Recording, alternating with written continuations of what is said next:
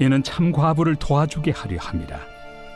잘 다스리는 장로들은 배나 존경할 자로 알되 말씀과 가르침에 수고하는 이들에게는 더욱 그리할 것이니라. 성경에 일렀으되 곡식을 밟아 떠는 소의 입에 망을 씌우지 말라 하였고 또 일꾼이 그 삭슬 받는 것은 마땅하다 하였느니라. 장로에 대한 고발은 두세 증인이 없으면 받지 말 것이요 범죄한 자들을 모든 사람 앞에서 꾸짖어 나머지 사람들로 두려워하게 하라.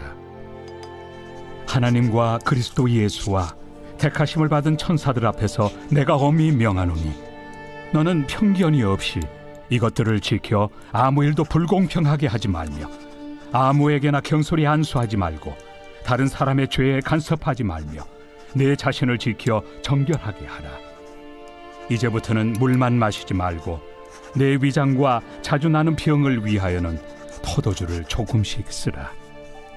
어떤 사람들의 죄는 밝히 드러나 먼저 심판에 나아가고 어떤 사람들의 죄는 그 뒤를 따르나니 이와 같이 선행도 밝히 드러나고 그렇지 아니한 것도 숨길 수 없느니라. 제6장. 무릇 멍에 아래 있는 종들은 자기 상전들을 범사에 마땅히 공경할 자로 알지니 이는 하나님의 이름과 교훈으로 비방을 받지 않게 하려 함이라. 믿는 상전이 있는 자들은 그 상전을 형제라고 가볍게 여기지 말고 더 잘 섬기게 하라. 오늘 말씀은 존경, 공평, 신중함이라는 제목으로 함께 말씀을 나누도록 하겠습니다. 오늘 본문에서는 이제 교회가 교회 지도자들을 어떻게 대할 것인가, 그리고 그리스도인으로서의 삶의 모습과 또 세상에서 벌어지는 수많은 송사 문제들, 이런 문제들을 어떻게 해결할 것인가에 대한 이야기로 오늘 본문이 주어졌는데요. 먼저 17절에서 18절 말씀에는 장로들을 존경해라. 그러나 잘 다스리는 장로는 배나 존경하라 라고 말씀합니다. 제가 자주 말씀드렸던 것처럼 성경 시대의 장로의 개념과 오늘 우리가 살아가는 시대의 장로 개념은 조금 다릅니다. 오늘날에는 장로의 개념은 어, 교회 안에 지도자를 뽑아서 목사를 돕도록 하는 또 여러 가지 행정적인 일들을 잘 보살피도록 하는 그런 열려있는 장로의 개념이었던 반면에 성경 시대의 장로는 오늘날과로 보자면 목회자들에 대한 이야기입니다. 즉 목회자와 교회 이렇게 행정이 분리되지 않았던 그런 초창기 시대였기 때문에 이 장로라는 개념은 성경에서는 목회자를 이야기합니다. 그러면서 목회자를 존경할 뿐만 아니라 또한 배나 존경할 자로 여겨라. 이 말씀은 단순하게 마음을 다해서 존경하는 걸로 그치는 것이 아니라 목회자가 생활하는 데 어려움이 없도록 모든 배려를 해야 된다라는 이야기로 오늘 본문에서는 주어진 것입니다. 그래서 18절의 말씀은 곡식을 밟아 떠는 소의 입에 망을 씌우지 말라 하였고 또 일꾼이 그 삭슬 받는 것이 마땅하다 하였느니라. 이 말씀은 신명기 25장 4절 말씀을 가지고 인용한 말씀인데요.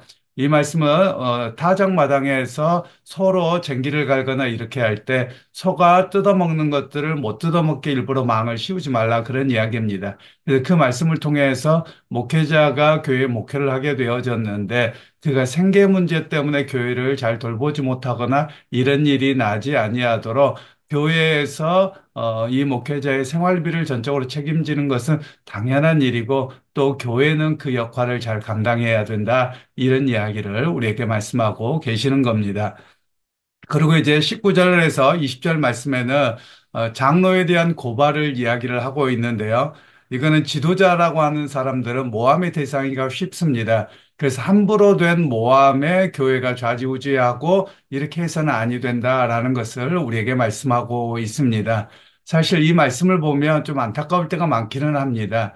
왜냐하면 우리 한국 교회가 이런 일들이 너무 많이 흔했었거든요. 모르겠습니다. 지금도 그런지 모르겠는데요. 한국 교회나 이민교회나 이런 데를 보면 누가 그런다더라 그러면 목회자에 대한 온갖 모함과 험담 이런 걸로 끌어내리고자 하는 모습이 여전히 있습니다. 물론 먼저 살펴야 될 것은 목회자가 자기 자신을 거룩하고 정결함으로 살피는 것이 우선이 되어야 되겠고요.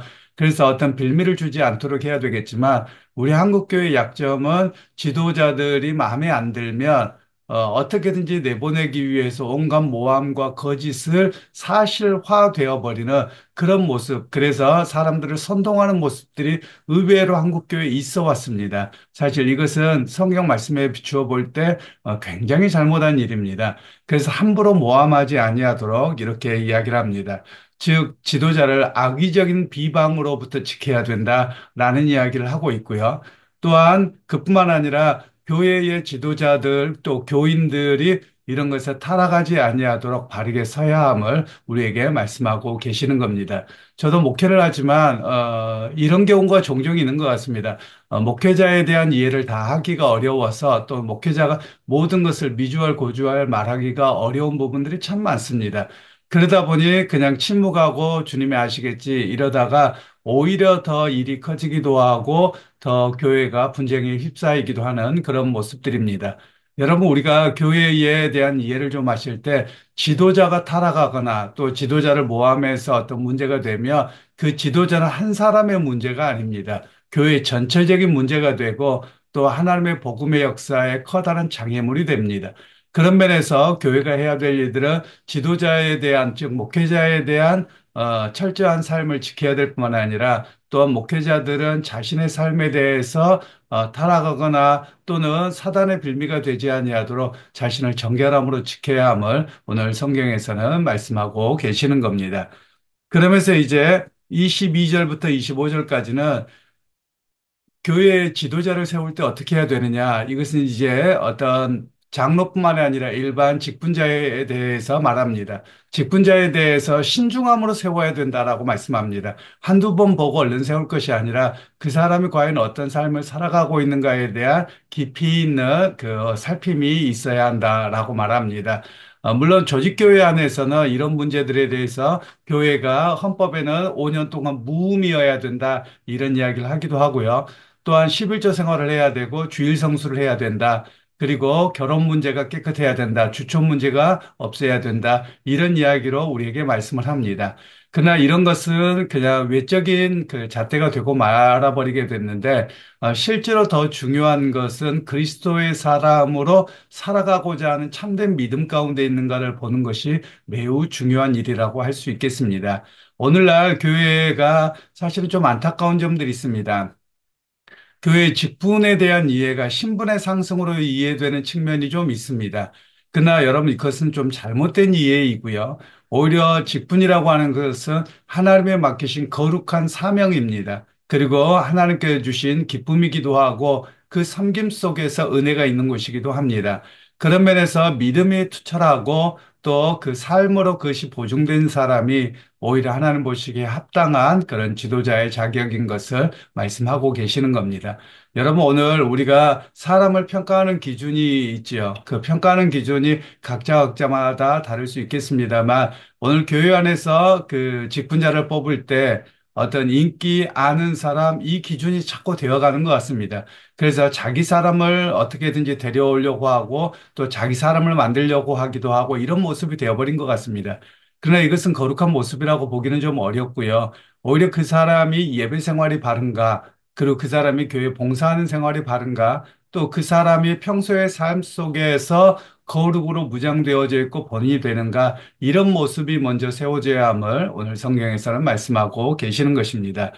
그러면서 우리에게 말씀하고 있는 것은 이제 6장 1절로 2절 말씀에는요, 종들과 상전들에 대한 이야기입니다. 물론 오늘과 같은 경우는 직장의 문제로 해당이 되어질 수도 있겠습니다만 이 당시에는 이 에베소 지역의 인구의 약 30% 정도가 노예였다고 말합니다. 그러면 이 노예라고 하는 것은 원래 태어날 때부터 노예의 신분도 있었겠지만 또 어떤 사람 자발적인 노예가 된 사람도 간혹가다 있었을 것입니다. 그러나 대부분은 다른 지역에서 강제로 붙잡혀 와서 노예가 된 사람들입니다. 그래서 어쩔 수 없이 하게 되는 그런 상황이 벌어졌던 것이죠. 그래서 오늘 해야 되는 이야기가 무엇이냐면, 바울은 분명히 복음 앞에서 사람들은 평등하지만 그러나 자기의 역할이 주어진 것이어서 그냥 그 역할 속에서 내가 아무리 평등하다고 해서 상전 무시해도 돼. 또는 상전은 밑에 사람이 노예니까 내 함부로 해도 돼. 이렇게 해서는 아니 된다라는 겁니다. 모두가 그리스도 안에서 한 형제요 한 자매이기에 또 자기가 교회 안에서의 바른 관계가 있어야 될 뿐만 아니라 또한 삶의 자리에서는 자기의 역할에 성실함으로 감당해야 된다. 이런 이야기를 오늘 본문에서 말씀하고 계시는 것입니다. 오늘 우리가 분명히 잘 기억할 필요가 있겠습니다. 그리고 또 하나는 23절에, 5장 23절에 이런 이야기도 있지요. 이제부터는 물만 마시지 말고 내 위장과 자주 나는 병을 위하여 포도주를 조금씩 쓰라. 이 말은 디모데가 위장이 매우 약했던 것으로 알려집니다. 그래서 바울은 그 목회자가 자기 건강을 잘 관리해야 된다. 이런 측면으로 말씀하고 계시는 겁니다. 주님의 사역을 감당하는 건 매우 중요한 일입니다. 물론 다 건강을 챙기기는 어려운 부분이 있겠습니다만 자기 건강 관리를 목회자는 잘 해야 된다. 일차적으로 말씀하고 계시는 것이고요. 물론 교우들도 마찬가지입니다. 우리가 너무나도 일을 많이 하셔서 고생하시는 분들이 많아서 안타깝습니다만 우리 각자에게 자기 몸 관리 또 건강 관리를 잘하는 것도 우리의 몫이요 또 우리가 해야 될 일인 것을 우리에게 성경은 말씀하고 계십니다. 오늘 우리 믿음의 사람들이 해야 될 일이 있습니다. 그것은 지도자들에 대한 존경감이 우리에게 또 있어야 되기도 하고 있고요. 또 지도자는 사람을 대할 때 어떻게 되어야 되느냐. 나하고 아는 사람이라고 인척관계라고 해서 어떤 팔이 굽어서는 아니 되고 공평함으로 대해야 된다라고 말씀합니다. 그리고 또한 사람들을 판결하거나 여러 가지 일에서 좀 더 신중하게 대함을 통해서 교회 공동체가 거룩함으로 온전히 세워져 가야 됨을 말씀하고 계시는 겁니다. 여러분 오늘 우리가 믿음 생활하면서 분명한 고백 속에 있었으면 좋겠는데요. 그것은 하나님의 말씀을 따른 믿음의 사람으로서 모든 사람을 향해서 덕이 되는 또 본이 되는 그런 모습으로 오늘 하루도 승리해내는 여러분 모두가 되실 수 있기를 소원합니다. 그래서 교회 안에서 서로가 서로를 배려하고 그리고 서로가 자기 자신에게 맡겨진 사명을 잘 감당하고 그리고 믿음의 사람으로서 거룩함으로 살아냄을 통해서 서로가 아름답게 교회 공동체가 세워져가는 우리 모두가 되기를 주님의 이름으로 축원합니다. 하나님 아버지 은혜를 감사합니다. 오늘도 주께서 함께 해주셔서 우리에게 말씀을 통해서 교회가 또 지도자는 교회를 어떻게 섬기고 함께 해야 되는지를 배웠습니다. 하나님 우리가 깨어있고 또 하나님 앞에서 거룩함으로 무장하고 성도들에게 서로 본이 되고 성도들은 지도자를 서로 아낌을 통해서 주님이 기뻐할 만한 온전한 교회 모습으로 서도록 은혜 베풀어 주옵소서. 예수님의 이름으로 기도하옵나이다. 아멘.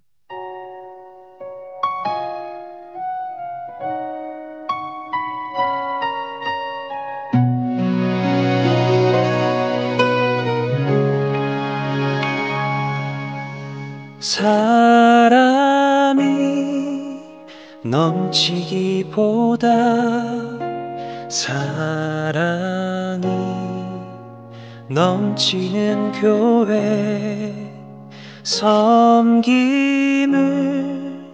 원하기보다 섬김의 기쁨 알아가는 교회 세상이 주목하기보다 주님이 주목하는 교회 화려한 겉모습보다 중심이 주를 향한 교회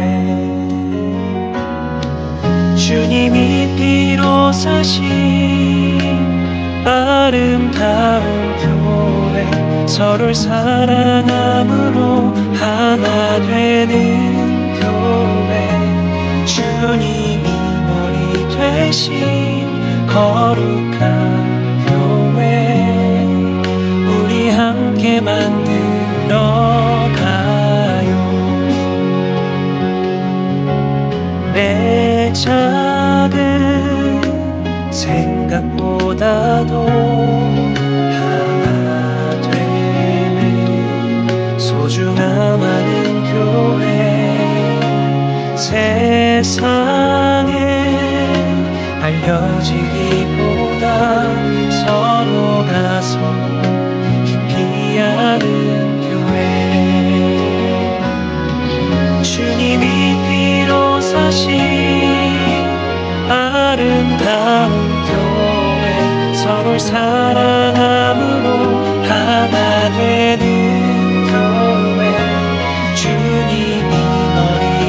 되신 거룩한 교회 우리 함께 만들어 가요.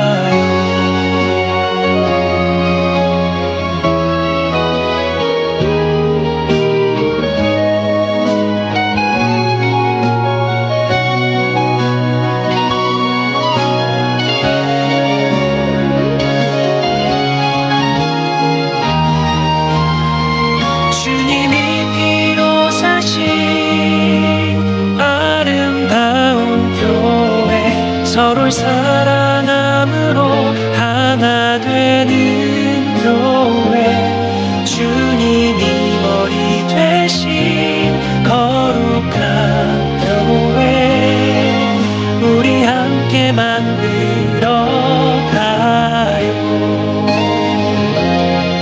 주님이 피로 사신 아름다운 교회 서로 사랑함으로 하나 되는 교회 주님이 머리 되신 거룩한 교회 우리 함께 만들어 가요. 우리 함께 만들어 가요.